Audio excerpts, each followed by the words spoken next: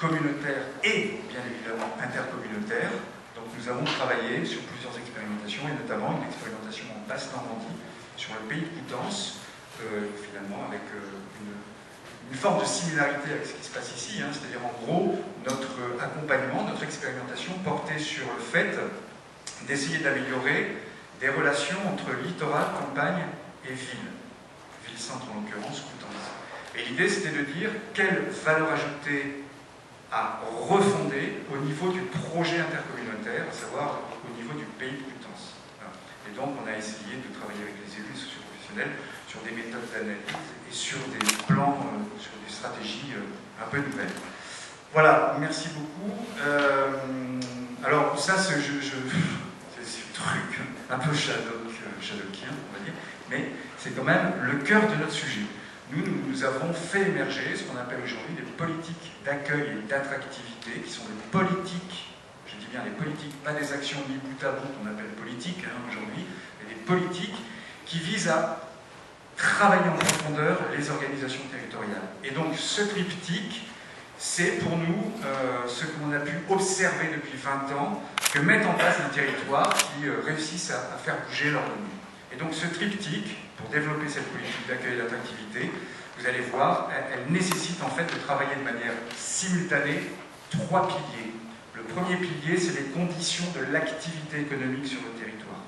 Le second pilier, c'est les conditions de réceptivité sur le territoire. Quelle est la place sur le territoire en matière de logement, de foncier agricole, de foncier d'entreprise. Et le troisième pilier, c'est la question des services, des aménités du territoire. Est-ce qu'on vit bien sur ce territoire? Est-ce qu'on s'y ennuie? Est-ce qu'on s'y divertit?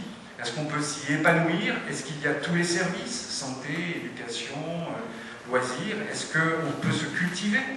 Quelle est la question de l'ambiance du territoire? Est-ce que ce territoire sait accueillir? Est-ce qu'il est hospitalier? Voilà, toutes ces questions-là.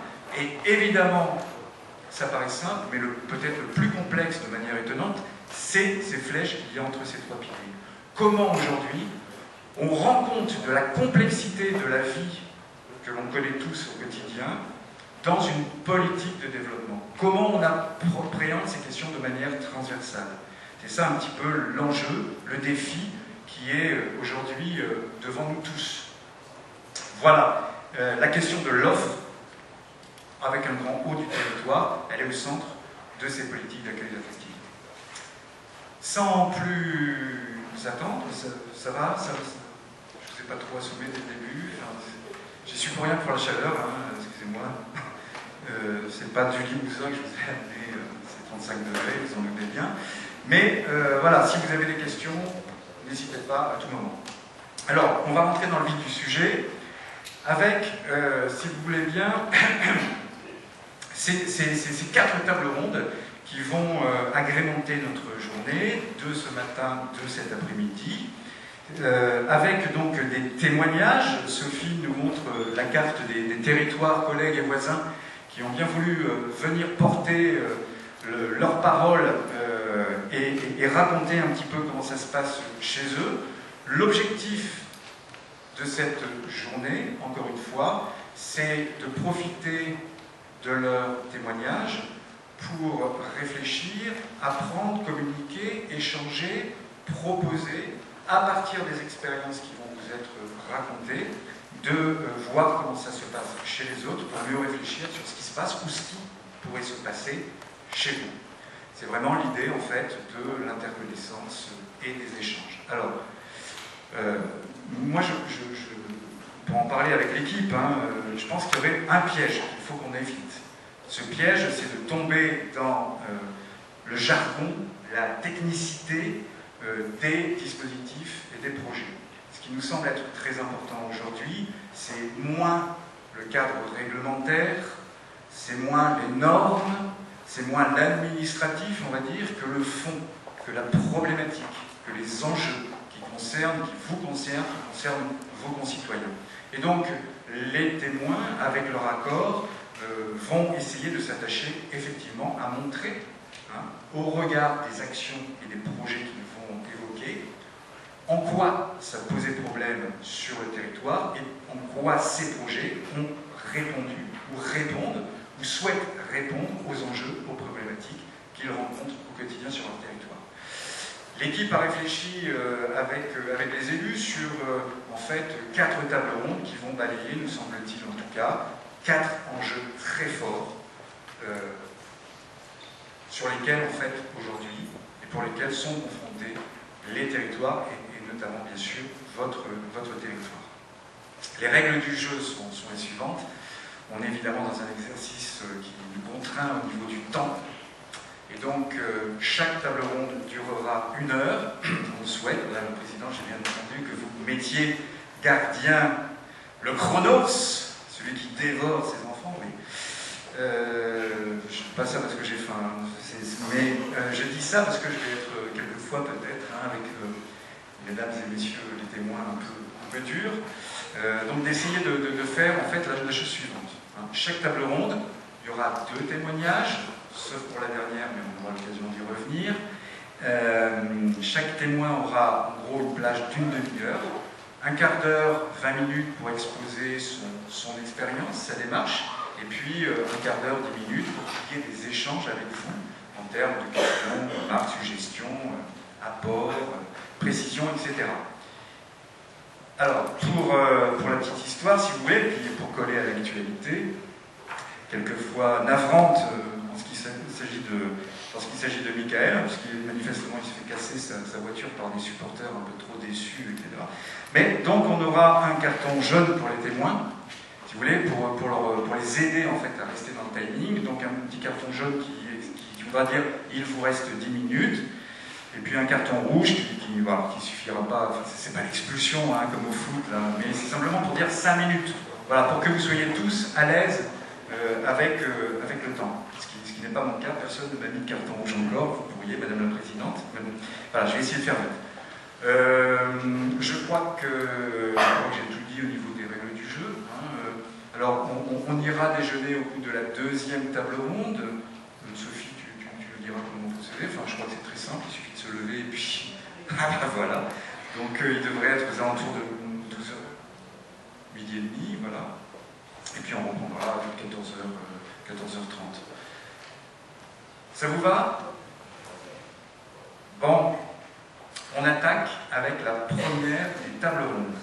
Et cette première des tables rondes, bien évidemment, va poser de manière assez conséquente, me semble-t-il, l'un des enjeux très forts des territoires en France aujourd'hui, mais plus largement peut-être en Europe, et certainement de façon plus large au niveau quasiment planétaire, c'est ces questions de mutation, ces questions de mutation économique. Aujourd'hui, ça ne nous aura pas échappé, nous vivons de manière finalement très vive, très accélérée et quelquefois très brutale, des mutations très fortes au niveau économique. Voilà. La mondialisation est passée par là, la question de la financiarisation est passée par là, et donc on voit bien que nos appareils productifs, notamment en France, connaissent des hoquets, quelquefois se crachent, et voient aujourd'hui la nécessité de réinventer des économies, et je dis des économies au pluriel, à dessein.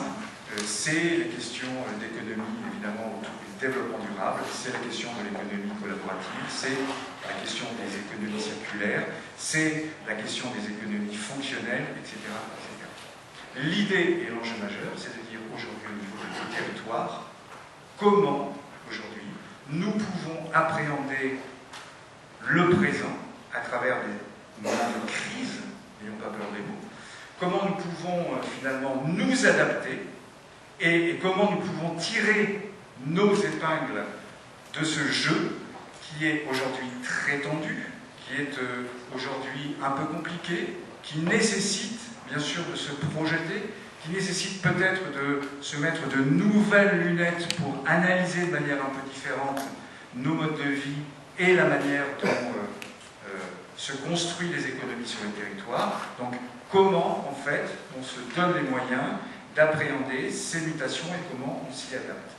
Alors pour évoquer ces questions de nouvelles économies, de nouvelles activités, d'adaptation des territoires à ces questions-là, nous allons demander à Donc, Yang, alors Yang Pham Chuang, je ne sais pas, Yang, que je connais depuis longtemps, et quelque chose me dit que c'est un peu grâce à lui que je suis ici en train de vous parler, mais Yang, est-ce que j'ai bien prononcé oui, bon, parce que c'est pas vraiment de l'occitan, puis c'est bien, j'ai... Bon, Yang, donc chargé de mission de l'association Soleil qui va avoir le redoutable privilège et honneur de pouvoir un peu introduire ces questions de table ronde et ces questions un peu lourdes, hein, un peu fortes d'enjeux au niveau de ces économies. Et puis donc Cyril Jacob, qui est à la fois chargé de mission au niveau du pays du Couserans, mais aussi élu, va devenir en fait voilà, alimenter cette première table ronde. Alors, je vous en prie, vous avez quatre chaises pour vous deux, donc vous pourrez choisir. Voilà, et alors par contre, il n'y a qu'un micro pour tout le monde, je crois, hein, Sophie. Il y a un deuxième qui va arriver? Mais pas sûr, d'accord.